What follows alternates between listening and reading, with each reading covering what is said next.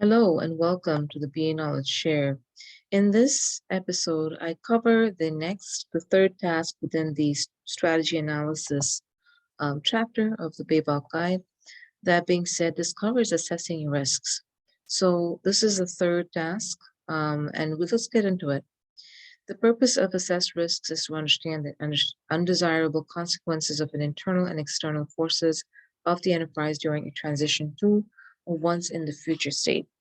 An understanding of the potential impact of those forces can be used to make a recommendation about a course of action.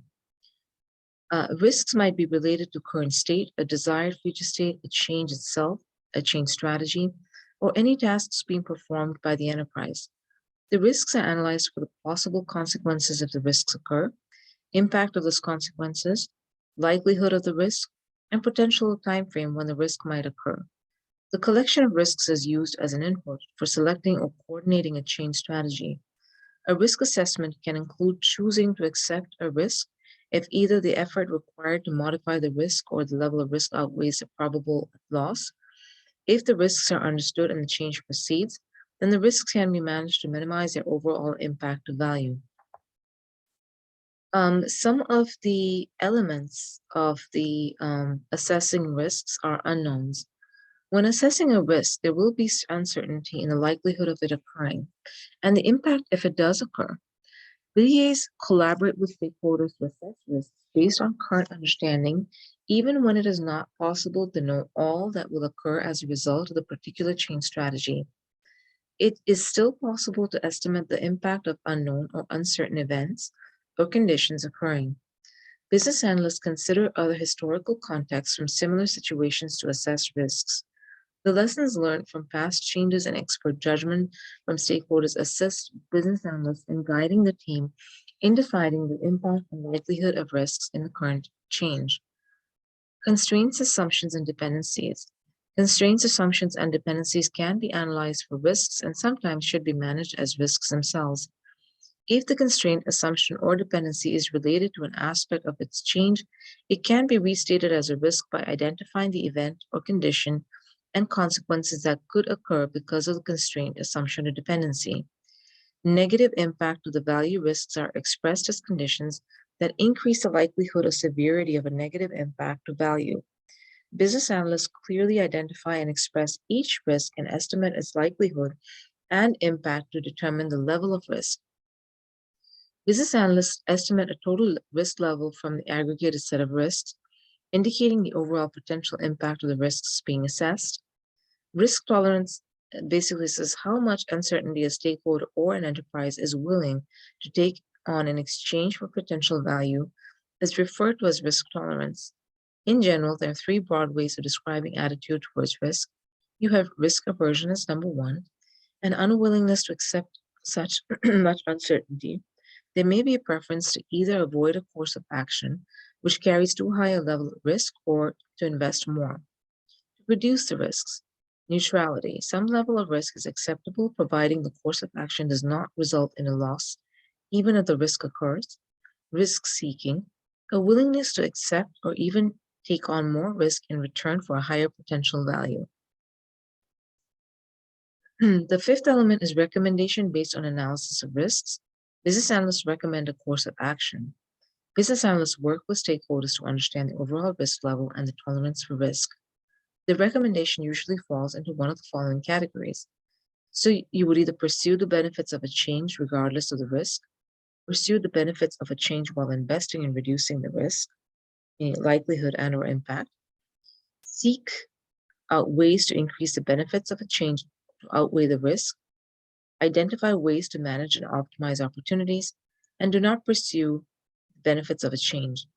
If the change proceeds with risk, stakeholders should be identified to monitor the risks and consequences if the risk event occurs. The risk may alter the current state of the enterprise and require revision of the change strategy.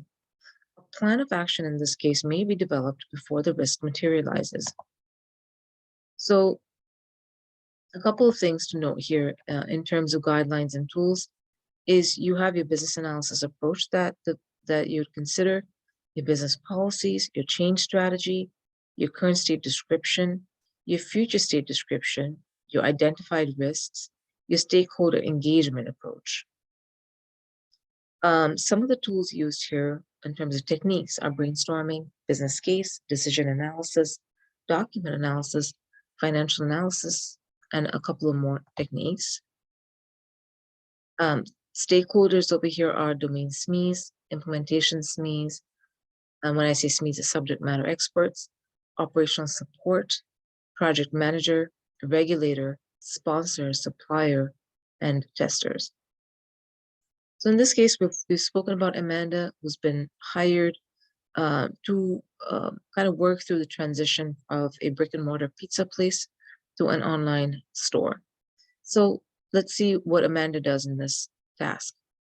So in this task, Amanda basically tries to understand the risks associated with the change or the future state that she has crafted.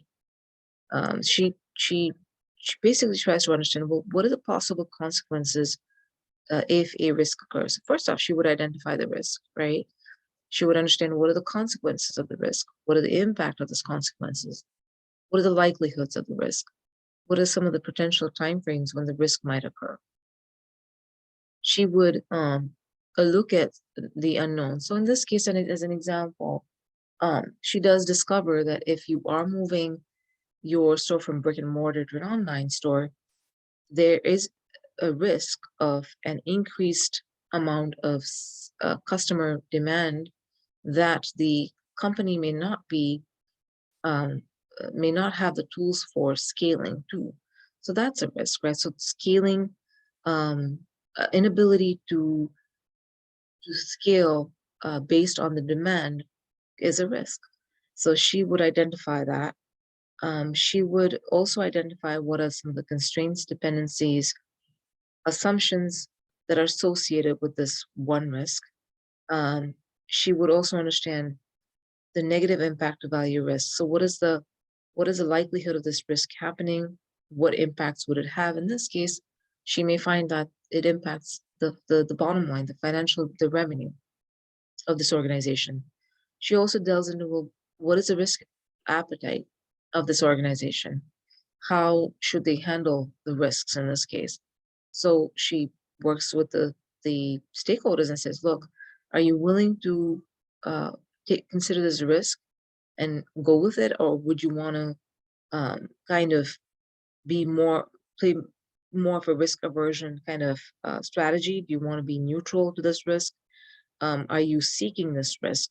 So those are the sorts of questions she would ask her SMEs. She would also make recommendations based off of her analysis. So she would say, okay, would you want to pursue the benefits of a change regardless of the risk? Would you want to pursue the benefits of a change while investing in reducing the risk? So in this case, it probably is a smart idea to pursue the benefits while reducing the risk. So this may entail hiring more staff, putting systems, when I say systems, putting more so business process systems in place in order to meet the increase in demand. Some of the guidelines and tools she utilizes is the business analysis approach. She looks to see if there's any sort of business policies that she needs to consider. She'll look at the change strategy itself. She'll look at the current state description, the future state description, the identified risks, and the stakeholder engagement approach. In this case, she would use techniques like brainstorming, business cases, decision analysis, and many more. As I said, she'd work through all the stakeholders involved and kind of come up with a cohesive plan that's implementable, maybe based on the risks she's identified, the strategies to hire more people. In addition to that, manage the data closely in order to kind of look at the ups and the downs in terms of customer demand and when to staff more versus when to not staff more. So that being said, this ends the third task in the strategic analysis chapter of the CBAP guide. That being said, if you do find value in this, please do consider subscribing to the channel, or please do consider visiting our website at beknowledgeshare.com. We do share bits of information that are not part of this channel that are on the website. So without further ado, have a great day.